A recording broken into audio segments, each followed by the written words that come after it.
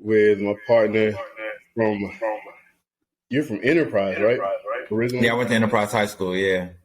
yeah, from Enterprise, Alabama. Mr. Tajh. Um, where are you from originally, though? Are you from Enterprise Uh, originally? well, originally from Queens, New York. By the way, Right. Enterprise, Alabama. I'm a military brat, so I bounced around a lot. So got a lot of different cultures in me. Yeah, I thought so. I was. I remember you being from up north. I used to say that back in the Troy days. So Exactly. we'll dive in, man. I just want everybody to kind of be able to get a picture of, where you started and a Hmm. little bit of your journey and how you got to where you are now. Where you're looking to go, in the next few years. Um, and kind of just talk to those guys who are, the in college Right. right now, kind of have a vision of what they want to do and just trying to figure out how to do it. No, I'm definitely here for that. Whatever y'all need. And when you called me and say, "Can I jump on?" I was like, right away. You know what I'm saying? So this is important, and a Yeah, lot of people need to hear it from people that's in it, not yeah, necessarily at their ending journey, but like in it, going through the process and have reached some milestones that they have, but be able to give back some gems as they go right. through it as well. Okay, most definitely. So start at the beginning for me. When did you kind of know that fashion and things like that were your niche? Like when did you get into that? Oh, for me, I feel like fashion was kind of like always in me from my family. It's kind of built from my family, just being around it from all the way from my grandparents, kind of seeing how they got ready for church, how they Yeah, presented themselves when they went places. Then being raised by my parents, my mom, my stepdad, and my dad, um, kind of pushing the agenda to like always make sure you're looking presentable, always make sure you're looking nice. You never know who you're going to meet. yeah, And I took that serious. I took fashion serious. Now my fashion sense is a little bit, I feel like it's a little better than it was in like high school and things of that nature. yeah, I was wearing my soft taco Reeboxes and things of that yeah, nature. But I, but I still won best dress because I guess I know how to put it together, and I wasn't yeah. scared of what I wore and what people thought. If I liked it, I put it together. Yeah, I know. I remember that from but it always made sense for you though, and that's one thing I remember because I wasn't really. I'm still not really into like fashion in detail. So when I Hmm. would see you some of the stuff you put on, I'd be like,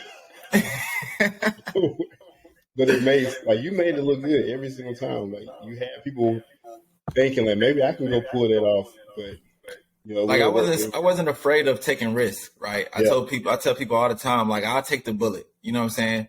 I feel like I take the bullet for people to feel comfortable to wear it 10 years from now or a year from now. You know what I'm saying? Because I get uh people hitting me back and like, hey, you wore this outfit in this Instagram post, and I look at, I'm like, yeah, that's 2 years ago. Like, where'd you find this at? I'm like, right, um, right, I found it either online, Zara, something. You know what I'm saying? Somewhere. yeah, I tell them like that's one thing about me. I'm not gonna like. I know how some people be like, oh, I can't tell you where I got this from. Nah, yeah, because you're not gonna wear it the same as I wear it. So here, this is exactly where the link is, the price. You can probably get it cheaper now. What's up? There you go. right, right. So when you were in high school, did you have kind of an idea that you wanted to do something on your own, like No, and high design? school, in high school I thought I was going to be an NBA player. That was Yeah, cut short. So after my dreams of the NBA was cut, because I mean I was good. I can hoop a little bit, you know what I'm saying. yeah, But I know I wasn't there to the caliber I needed to be or the dedication I needed to put towards to trying to make it there. So I kind of went to the education route, just kind of make sure I get my college degree and find my 9 to 5 job, become corporate. right, Like, right, we're kind of built to, I guess, mold ourselves to, which is not always the best way, but some people it works for them. But right. I never knew I wanted to start my own company or anything of that nature. Definitely not in high school. In high school, I wanted to be an architect. So, Okay. and I'm not doing nothing in that realm at all. But that's where my vision was for myself as being an architect. Okay. And so, was it sometime during college that this idea came about, or was it after you graduated? So in college, I always knew from even growing up, I always kind of knew that I was put on this earth to do something different. When everybody always asked me to like describe yourself in one word, every word I would say unique. It's unique with anything I do, whether that's, how I present myself, how I dress, how I conduct conversations, I always think outside of the box, and I always it's true to myself. I never switch up. But the idea of kind of creating my company or doing something within fashion kind of came after college. I was working in IT.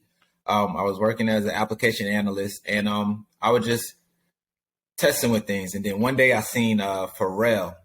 Shout out to Pharrell. I think his birthday was yesterday, matter of fact. But I seen Pharrell wear a fedora hat with like it was kind of the big bursting bear fedora hats, like the Forest Bear hat. And I was like, yo, that's hard because that's different. I never seen nobody like, I've seen the hats before because my grandparents wore them all the time, but I never seen it how he was wearing it. So I took that concept and kind of like adapted it into my everyday palette. I mean, of course, I didn't get the big old hat. I got like a little smaller hat that I had at the store that I used to manage called Stepping Style in Troy, Alabama. Shout out to Vinny and Willie. And Sanjay and the whole thing. They get everybody on. They still there too, going crazy. But they had Stacey Adam fedoras in the back, and I was just like, I'm gonna add this to my style palette, and I'm gonna incorporate this into my style because I like how Pharrell did it. But then I was like, maybe I can start creating these and customizing these hats to really push, like, get people into it. Because a lot of people say, oh, look, I like your hat. Where'd you get it from? You know what I'm saying? Right. And they've been sitting back there in Vinny's store for a while collecting dust, but I just had to see somebody put it on.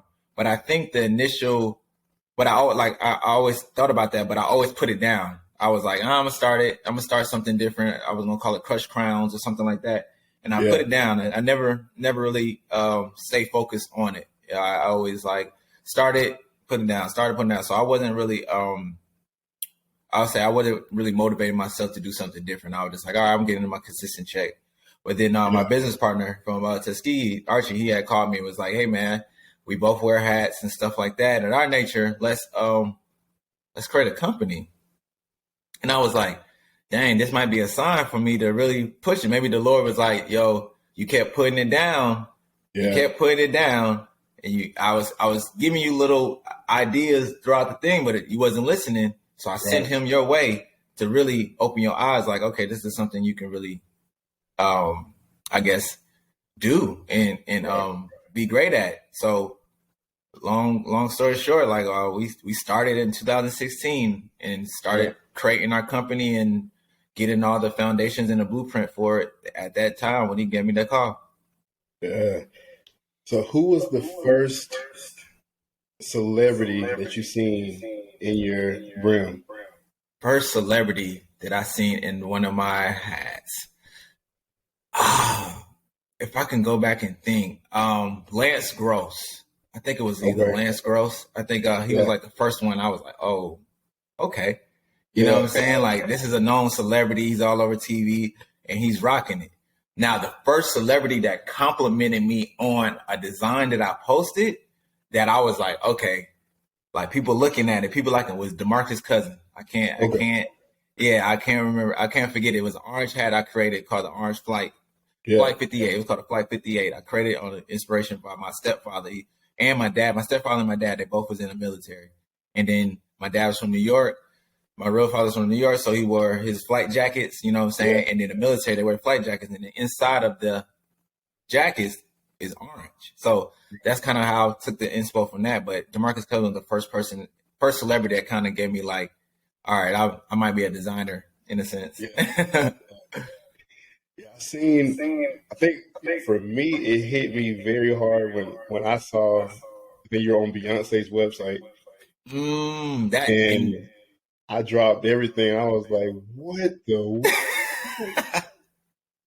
I said, man, he like you had already had some success, but there's certain pillars in the industry that when they take notice, that's when the world is doing something.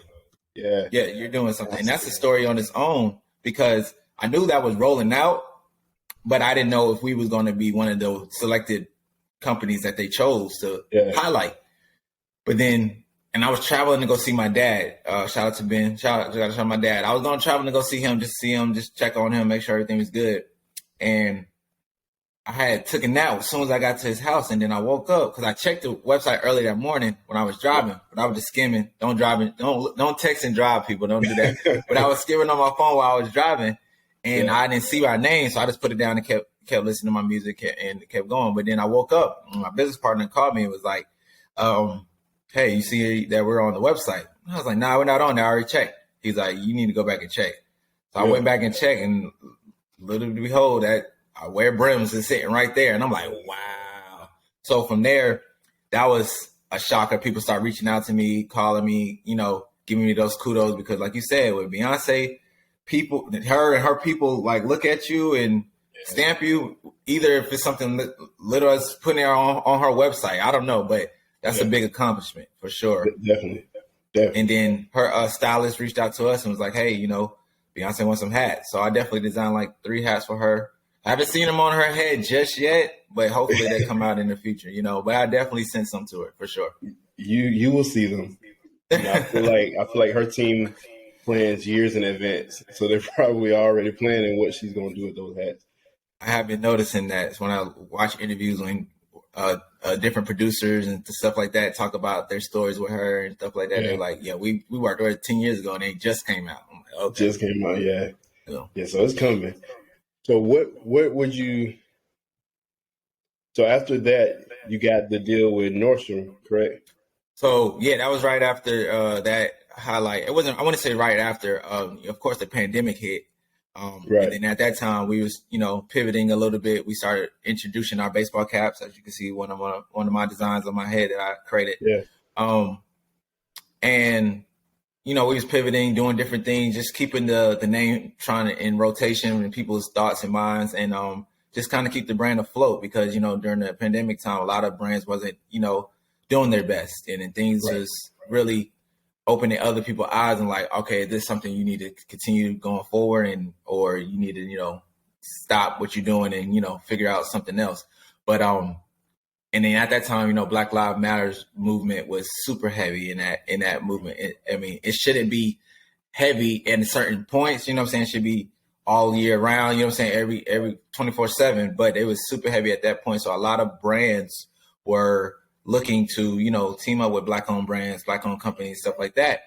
But I think Nordstrom's approach was a little different in that sense because I asked the buyer that reached out to us, and she reached out to us via DMs. So we thought it was like spam.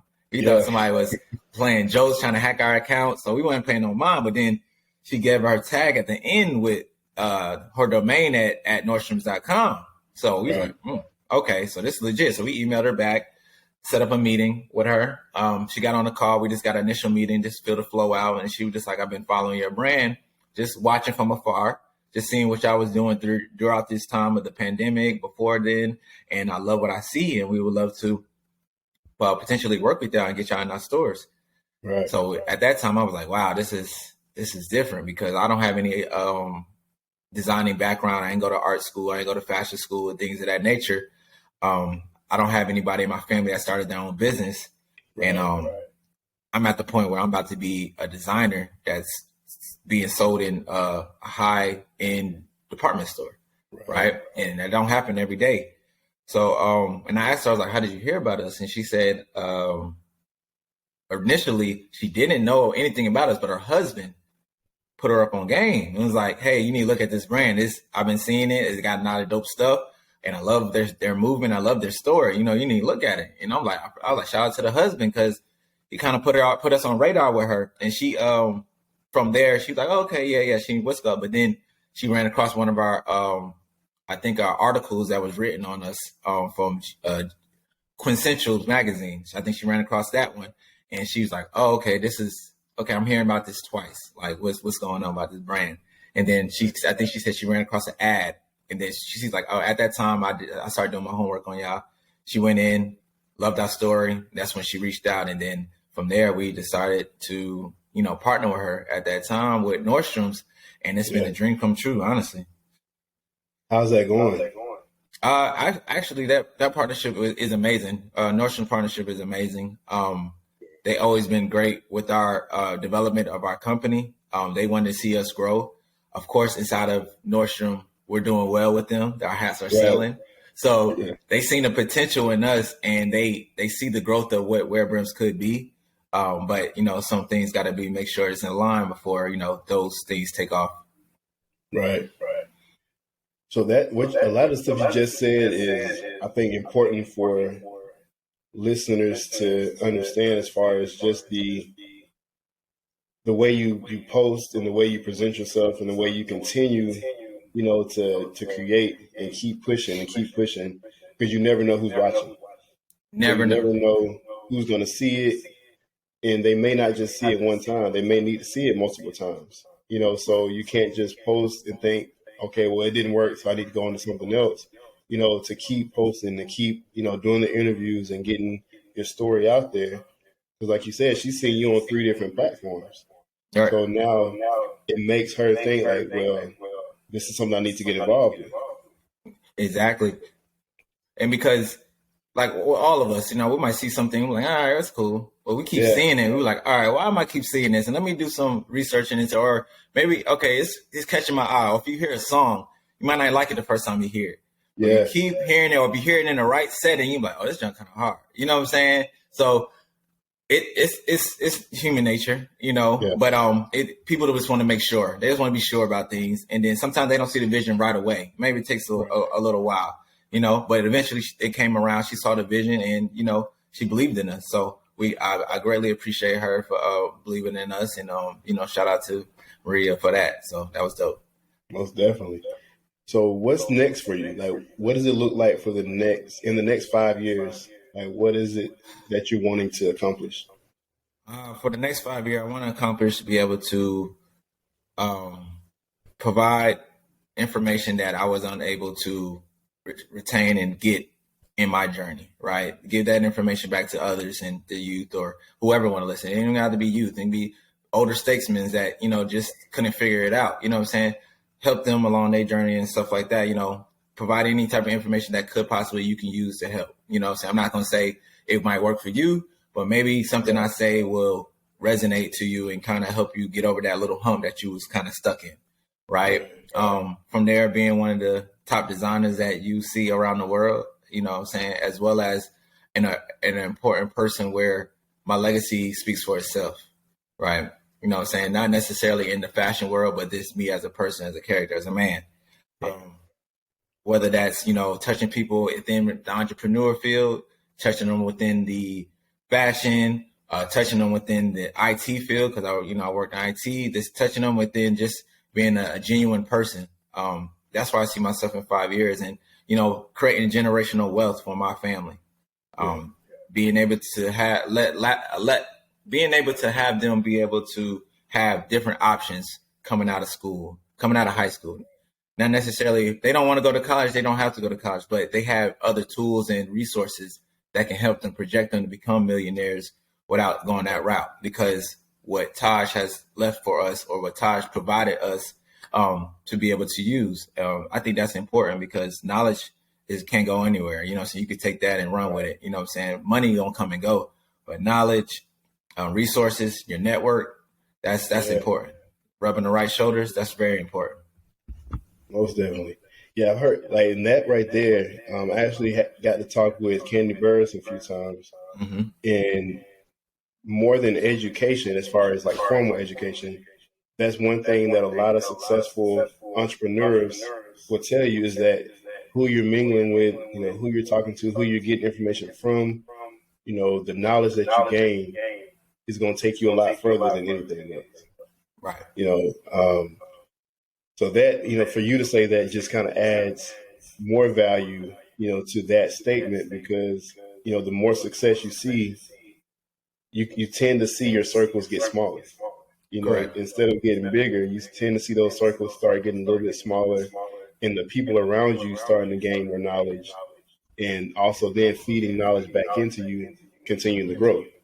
Right. So that's big. I think that you said that because that's something I hear a lot as far as from people who are really getting that success and growing from it. And it's true. And it's true. And I always encourage people, be honest. Be honest. This world is tricky. This world is tough. People try to do shiesty things.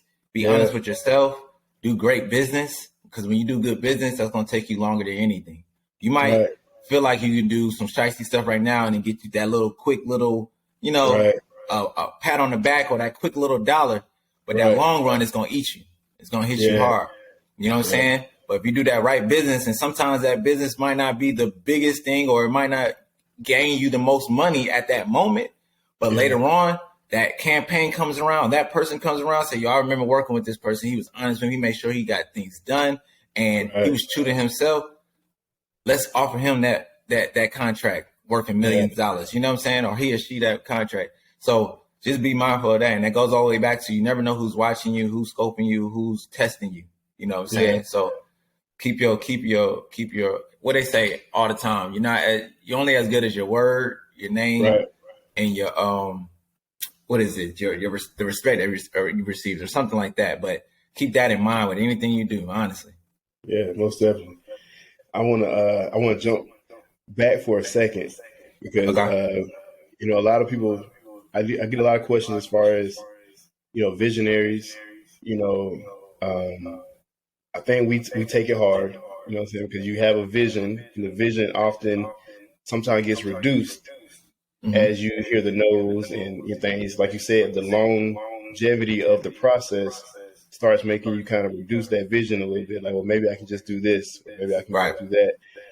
But I'll say, as far as what I'm doing right now, bringing the academy to Huntsville, it started with you. Because I remember at Troy just having this idea of doing something that hasn't been done before, as far as playing basketball out of a recreation center and going and trying to travel, to national tournaments. Everybody was like, "You can't do that." Like, "No, we're not doing that." And I just remember you were like, "When do I come to practice?"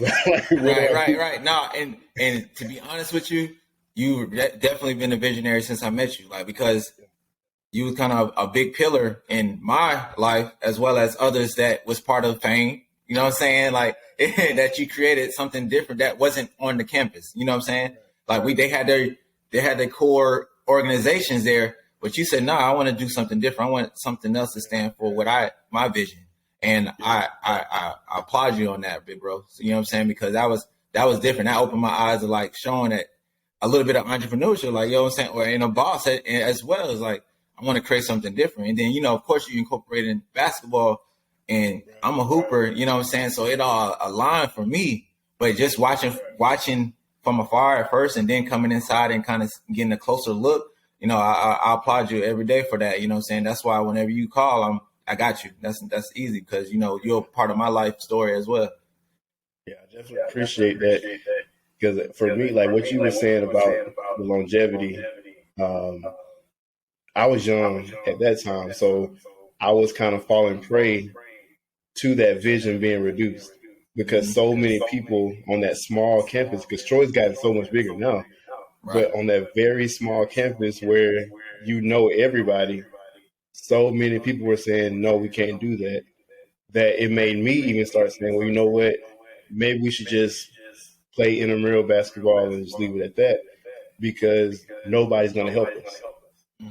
But I think that after I left, now I'm hearing from like the guys over the record, like, man, where'd you go? Like we were trying to, I want to do it. Like we were going to do this, do that.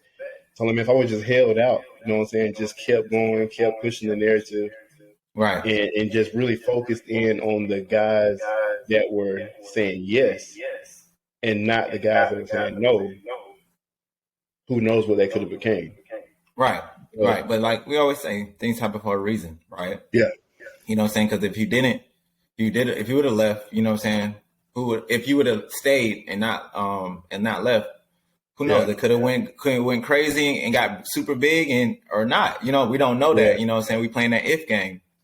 But you know what it put in you to build what you are building now. So you know what I'm saying? That's kind of how I look at it. I always kind of look at the positives in certain things. Of course, I always keep a a side note of the negative. I always do that with anything I do, because even if it does hit me, I'm not too heartbroken. I know how to pivot from it and keep going. But you have to, and it goes back to what you were saying, you kind of got to like not worry about the no's with anything you do. They're always going to come. It's not like some going to come. No, they're always going to come. No one believes, even from your close family and friends, they might come as well, because your vision is your vision. Everybody's not going to see it how you see it, especially if it's hard for you to project it and explain it to folks. People definitely not going to see it. So being a visionary is hard. It's a hard, craft for us, right? But it's a unique craft that the Lord gave us. You know what I'm saying? Because he put everybody on this earth to be different. You know what I'm saying? And in some people, he put a little bit more sprinkle, I feel, to create the differentness in the world. You know what I'm saying? And I feel like that's what we have.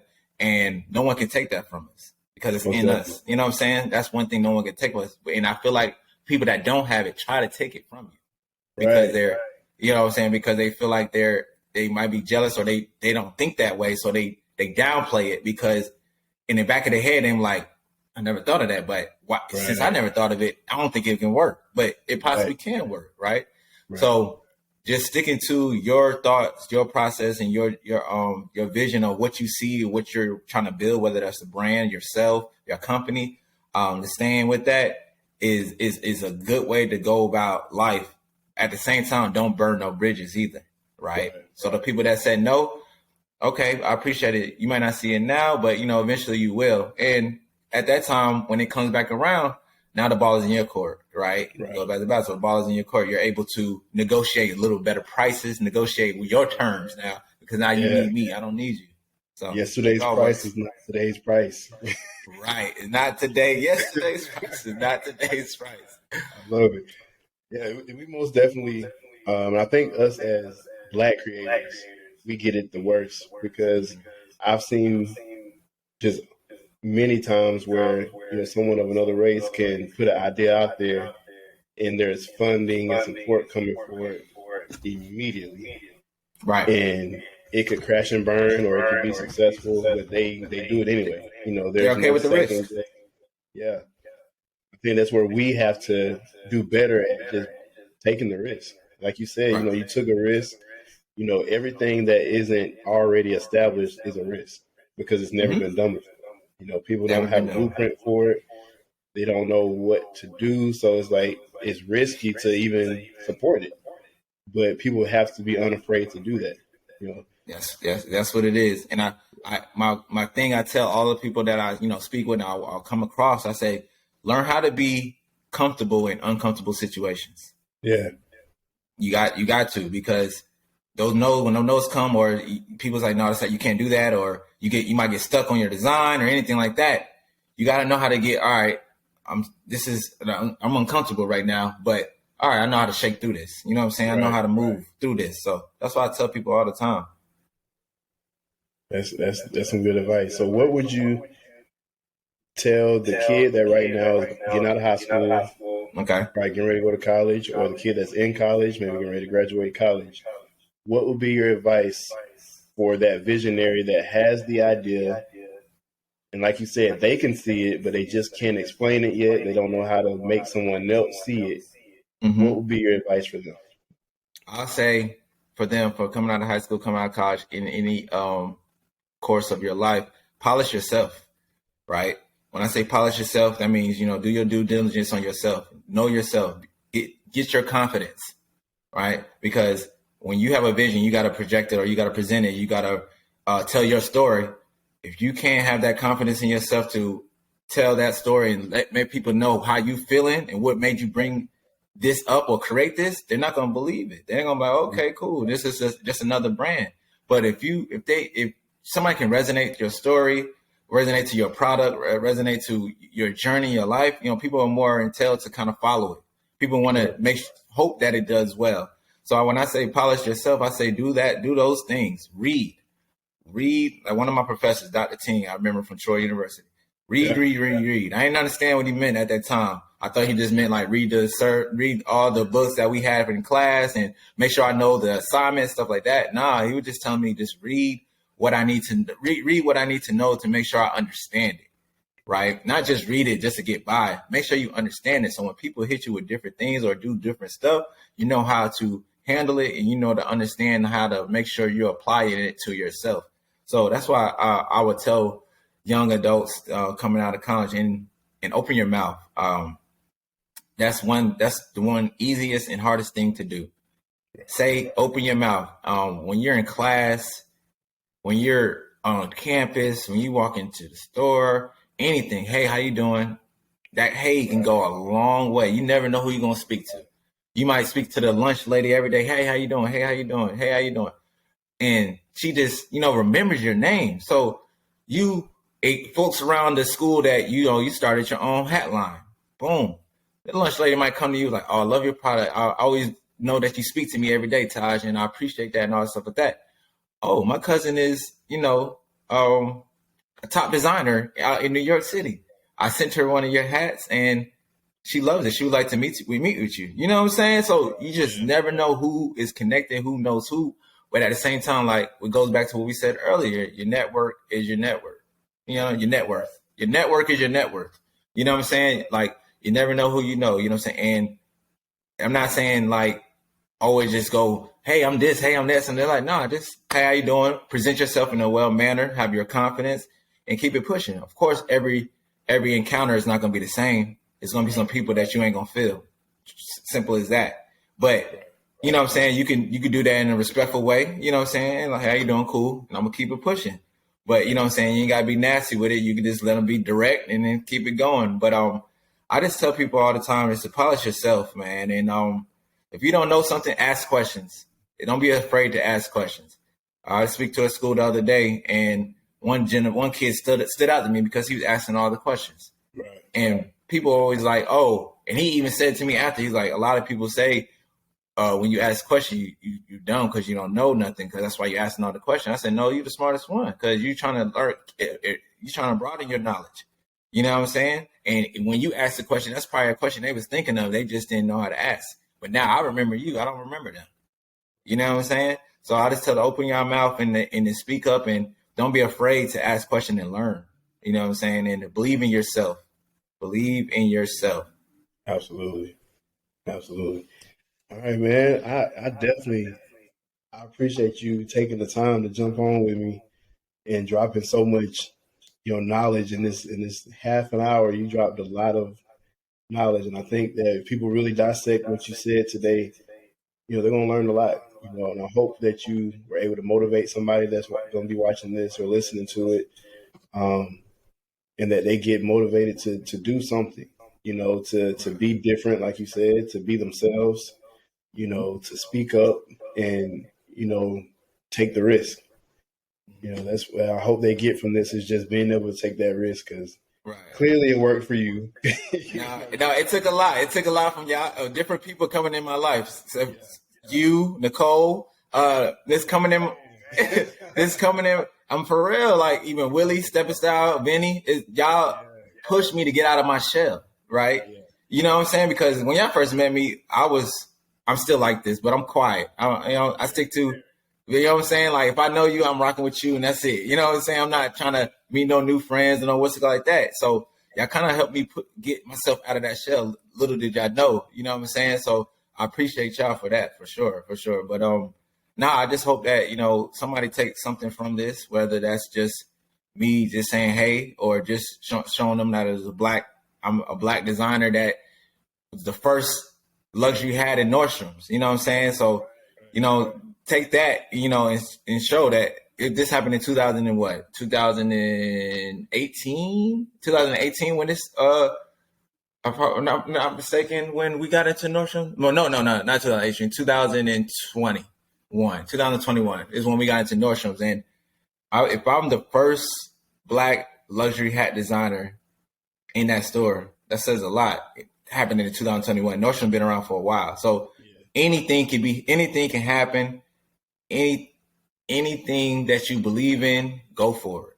You know what I'm saying? There's a job for everything. I say that all the time, but believe in yourself and break the rules in the right way, and break the the narrative that people have and try to put you in that box. You know what I'm saying? Because you can do anything you put your mind to.